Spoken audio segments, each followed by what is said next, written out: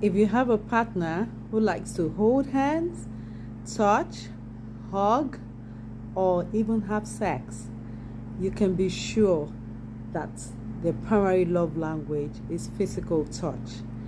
Physical touch is the last of the 5 love languages that we're going to address. So, what is physical touch? It's just simply, physical touch. Touching your partner likes to be touched and likes to touch you. So, if you're someone whose love language is not also physical touch, that may create a problem in your relationship. Now, physical touch is not just about sex, because if I can tell you for free that most of the issues we have in marriages and relationships is the issue of sex and its frequency. But if you're married to someone whose love language is physical touch, trust me, you would have to have an understanding that is how this person is wired. They feel more appreciated and loved when they touch you, they hug you. Someone whose love language is physical touch is the kind that would maybe squeeze your knee under the table at a dinner. Little things. They want to hug you all the time. They want to kiss. Those are the things that they like. They like to hold hands. That's what someone whose love language is physical touch likes to do. And it's usually rumored that this is one of the biggest love languages of the male, the man, the husband, and possibly true. So if you find out that it's like they want sex every night, then trust me, and they get angry when you say no. Some don't get angry, some just let it go. But if they get angry and they feel hurt, trust me, it's your rejection would be a rejection of them, and that's because their love language is physical touch.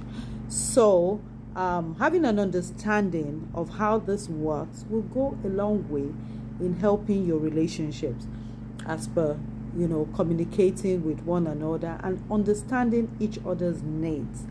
When I started out with love languages, I explained very clearly that if you don't know your spouse's love language, then there are going to be issues in your relationships, because you're going to misunderstand what they do. You may be very good at other things, but if you are not good at what is their primary love language, or you don't do it, all the efforts that you have made on the many other things that you have done will not be appreciated.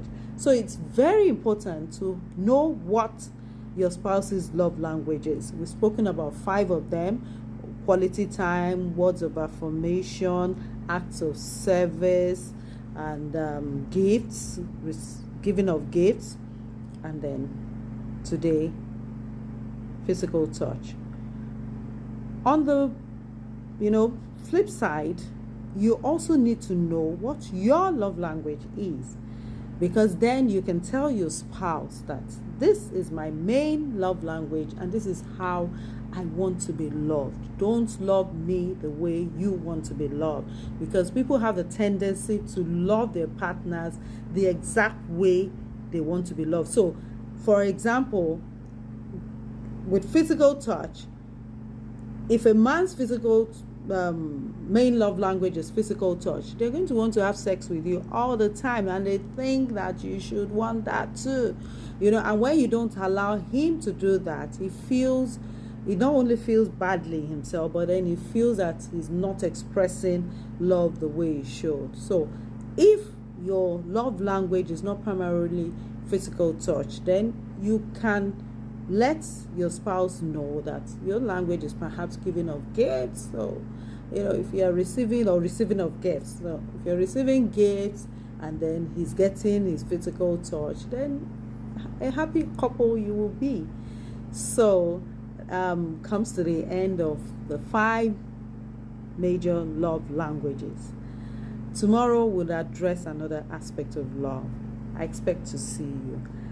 So like, share, follow. I have said this, you never know who needs to know this or be reminded.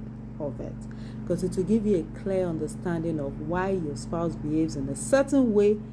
For those whose spouses get angry and get upset at everything when they say no to sex, now you know it's physical touch is his main or her main love language. So if you don't do it, trust me, nothing else will work.